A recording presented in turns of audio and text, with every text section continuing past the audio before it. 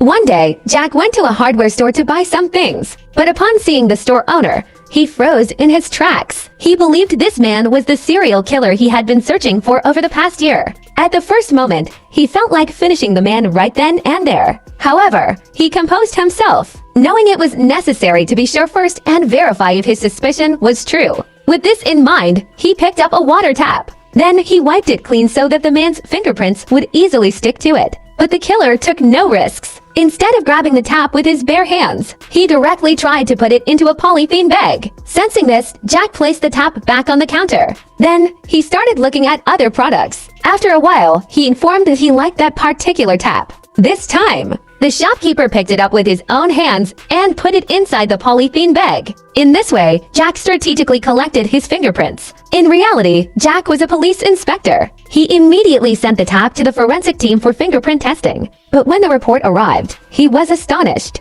No fingerprints of the killer were found on the tap. It was later revealed that the killer had permanently destroyed his own fingerprints a long time ago, leaving no evidence behind. Meanwhile, the shopkeeper wasn't sitting idle either. He secretly began looking into the identity of that customer. Within a short time, he found out that Jack was the police officer who had been trying to catch him for years. On the other hand, Jack arrived at the killer's house disguised as a water delivery man. However, suspicion suddenly arose in the killer's mind that someone might be lying in wait outside. He opened the door and searched the surroundings thoroughly, but saw no one, as Jack was hiding on the roof at that time. Seizing the opportunity, Jack began searching through the garbage thrown out by the killer. Finally, he recovered a strand of the killer's hair from there. However, by that time, both of them had realized that they were keeping an eye on each other. The next day, the killer intentionally ordered much more water than usual. As a result, Jack had to go to his house again. But he couldn't realize that on his way back, the killer was secretly following him.